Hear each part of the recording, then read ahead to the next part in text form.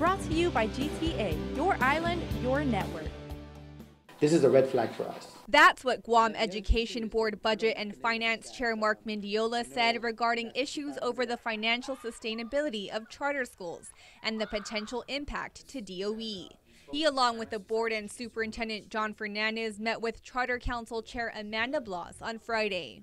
We have some concern, as you know, that the funding for the charter school comes out of DOE.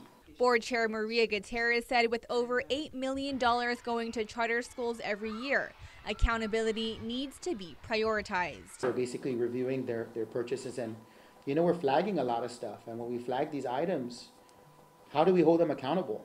Meanwhile, Fernandez and member James Lujan voiced concerns over the number of charter students being funded, given the low loss of enrollment at DOE. It's very clear that the charter schools are getting students, maybe some from GDOE, but also from outside, whether private schools or new students to the island or to the school system.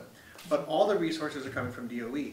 I don't think the senators realize that they may be putting their foot in their mouth if they have too many charter schools, because they're guaranteeing the funding.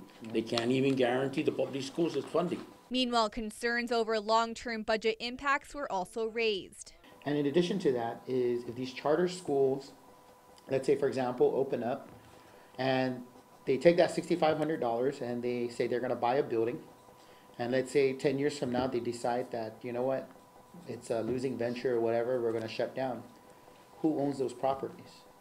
Does that belong to the government of Guam, or does that belong to DOE? Both the board and council shared ideas over possible solutions, including tracking student enrollment, providing greater staff support to the Charter Council, putting accountability mechanisms in place, and amending the charter law to separate charter and public school budgets altogether.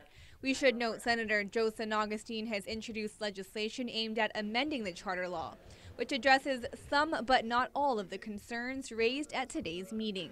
Reporting for Guam's News Network, I'm Isa Baza.